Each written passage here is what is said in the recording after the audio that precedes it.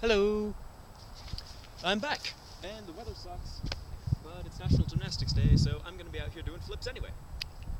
Alright, so, I was looking at that aerial tutorial that I made a few days ago, and realized that I did a great job of getting you guys ready to try your aerial, but didn't actually say anything about how to do the aerial, which is kind of important for a tutorial. I promise I'll get better from here. So, first concept for your aerial that you absolutely have to get is the lift and push. Push and lift for me, because I do my aerials off my left leg. So I tried to hint at this with your progressions, with your diving cartwheel, with your elbow cartwheel and everything, but I never actually explicitly stated it, and for something this important, I really should, so I'm saying it now.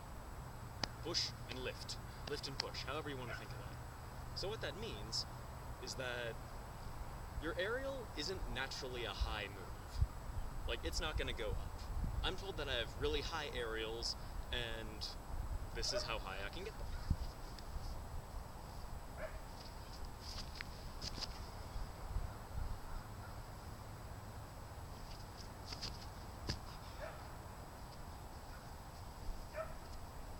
So, those are high aerials, and I'm also told that I have adequate backflips, and those look like this. Alright, to be honest, neither of those are feeling too springy today, but they're consistently bad, so it works out anyway. But as you can see, a decent backflip compared to a high aerial, backflip's still going a foot or two higher. So, for your aerial, you need all the help going up that you can get, even though that's not going to be too high anyway. So that's why you really want to make sure you're using both legs to send you up. So, I keep saying lift and push. What that actually means is that one of your legs you want to be lifting, you want it to be kicking up behind you. And for the pushing, that's your front leg, you want that to be jumping off the ground in time with that kick. That way both your legs are working to send you up at the same time. Let's see, another thing to cover. In the tutorial I mentioned that at some point you're just ready to try your aerial. And you're probably thinking, what? No, you want me to go from my hands to doing a flip just outside? Yeah, because the best thing about an aerial is you get to spot the ground the entire time.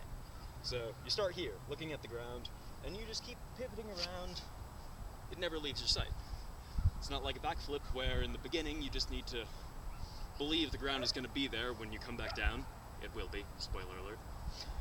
Or a front flip, which is even worse, where you get to see it in the beginning, but then when you're coming down, you just need to guess and be right. So you get to spot the ground the entire time. That means that if your aerial's not going to work out, you know.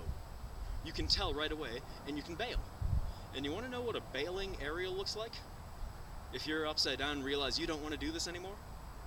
It's not like a bailed backflip where you end up with some awkward vertical handspring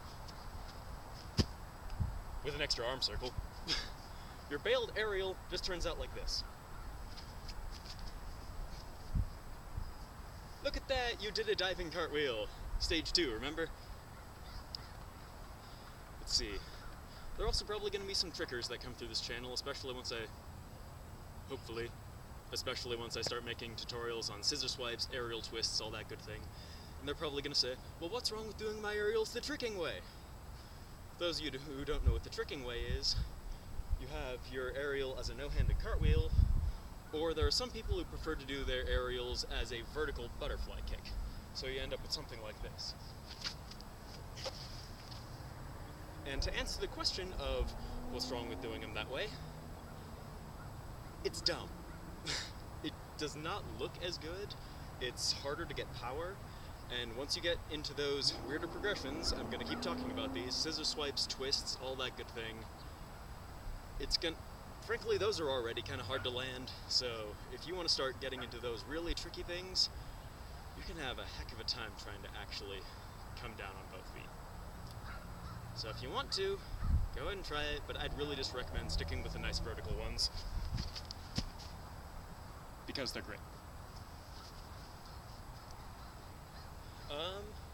Some common mistakes that a lot of people run into with their aerial is, again, going back to it, lift and push. really important, people will usually get one. They'll either get a ton of lift and no kick, and that's probably going to be, you'll probably see that if your aerial's going really high and just not spinning around.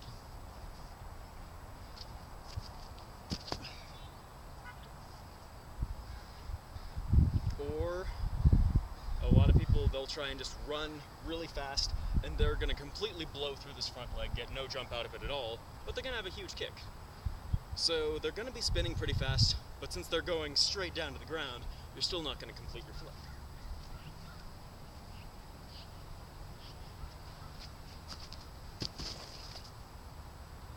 Or you immediately learn how to do the splits. That's an option too.